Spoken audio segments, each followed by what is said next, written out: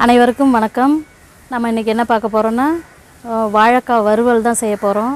நல்லா மிளகு சீரகம் எல்லாம் போட்டு நல்லா ஒரு காரசாரமான வறுவல் பார்க்க போகிறோம். எப்படி செய்யலான்னு பார்க்கலாம் வாங்க.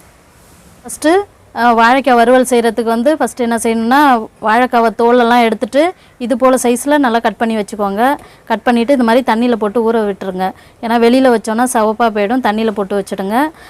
நீங்கள் வாழைக்காய் கட் பண்ணும் பொழுது சப்போஸ் கையில் கரைப்படும், அப்படியே பிசு பிசுன்னு இருக்கும். அந்த டைமில் தேங்காய் எண்ணெயோ ஏதோ ஒரு எண்ணெய் நீங்கள் கையில் அப்ளை பண்ணிவிட்டு அதன் பிறகு கட் பண்ணிங்கன்னா எந்தவித அந்த பிசு பிசுப்பு இதெல்லாம் இருக்காது. நல்லா கை க்ளீனாக இருக்கும். இப்போ தண்ணியில் போட்டு வச்சிட்டோம். இப்போ நம்ம வாழைக்காய் வறுவல் செய்ய ஆரம்பிச்சிடலாம்.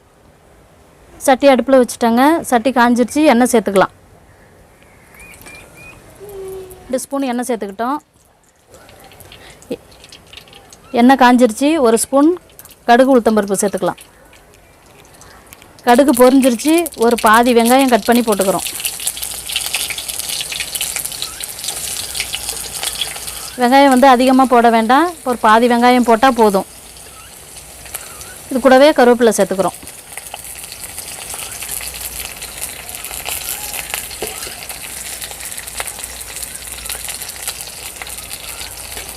மிக்ஸ் பண்ணி விட்டுக்கலாம்.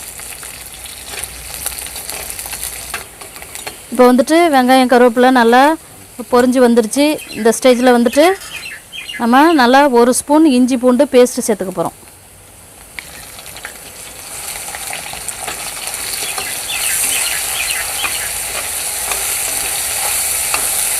இஞ்சி பூண்டு பச்சை வாசனை போயிடுச்சு. வாழைக்காய் சேர்த்துக்கலாம். கட் பண்ணி வச்சுருக்க வாழைக்காவை சேர்த்துக்கிறோம்.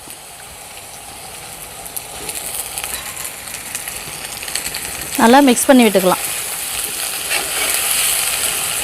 வாழைக்காவுக்கு தேவையான உப்பு சேர்த்துக்கலாம்.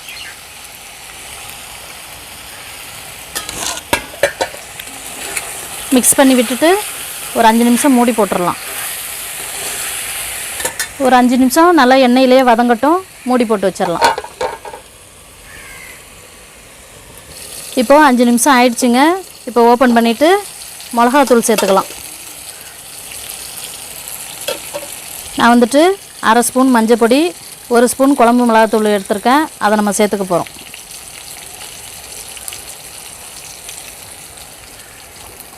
மிளகா பொடி சேர்த்தாச்சு. இப்போ நல்லா மிக்ஸ் பண்ணி விட்டுடலாம்.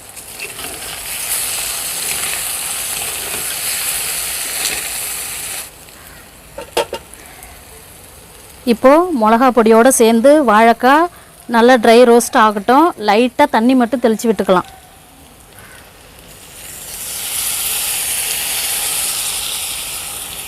நல்லா ஒரு பெரட்டி விட்டுட்டு மூடி போட்டுடலாம்.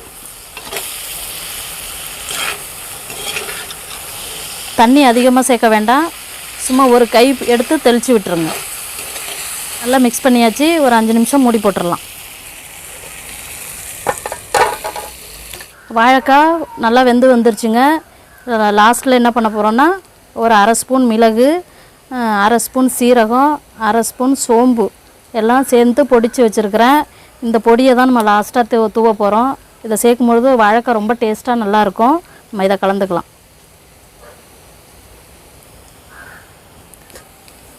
சேர்த்து நல்லா மிக்ஸ் பண்ணி விட்டுட்டு ஒரு 5 நிமிஷம் மூடி போடுறோம்.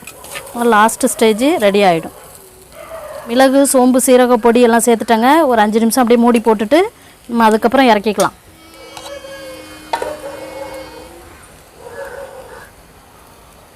இப்போ நம்ம திறந்து பார்த்துடலாம். வாழைக்காய் நல்லா வாசனையாக இருக்குதுங்க.